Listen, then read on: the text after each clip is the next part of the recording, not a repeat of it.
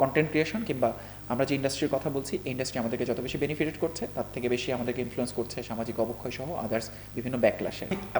আপনি কিভাবে একটা জিনিস খেয়াল করেছেন, রিসেন্টলি চায়নাতে একটা ঘোষণা দেওয়া হয়েছে, কেউ যদি এডুকেশন রিলেটেড কন্টেন্ট বানাতে চায় তাহলে তার মিনিমাম এই ধরনের ডিগ্রি লাগবে, নাইলে সে এডুকেশনের কন্টেন্ট বানাতে পারবে না।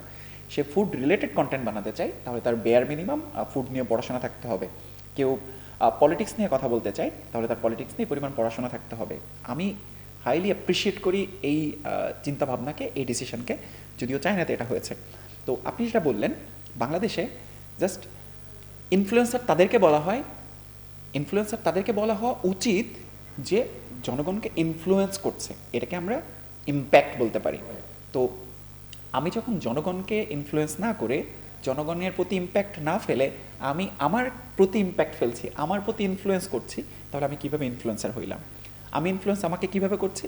আমার পকেট ভারী হচ্ছে, এটাই আমার ইনফ্লুয়েন্স। আমার থেকে মানুষজন শিখছে না, আমার মানুষজনের উপরে পজিটিভ কোনো ইম্প্যাক্ট নাই, তাহলে আমি কীভাবে ইনফ্লুয়েন্সার? আমি কীভাবে একজন ইম্প্যাক্টফুল পারসন?